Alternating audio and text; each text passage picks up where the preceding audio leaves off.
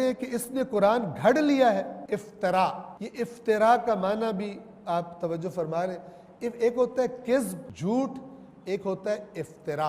इसमें थोड़ा सा फर्क। किज़्ब होता है खिलाफ हकीकत बात कर देना, मिसाल के तौर पे बाहर दिन है कहना रात है। इफ्तरा क्या होता है? थोड़ा हकीकत को लेना, थोड़ा झूठ मिलाना, जो मीडिया करता है। सच इसलिए लेते हैं ताकि लोगों को दिखा सके ये हुआ है, लेकिन क्यों हुआ है उसमें झूठ मिला देते हैं अपनी मर्जी का, ताकि लोगों के जहनों को मिसगाइड करें, उधर लोग सोचना शुरू हो जाए जिधर वो चाहते हैं, और जो उस चीज़ का हकीकी सबब है उधर ना सोचें। मसलन खराबी किसी बड़े की है, उसने पैसे दे दिए, अब लोग तो देख रहे हैं कि ये खराबी हो गई है, बजाय ये कि बड़े उस बड़े को पकड़े, कहते हैं कि जी इसका सबब कोई और चीज़ है, ताकि पब्लिक के जहन जो है वो उधर चले जाए।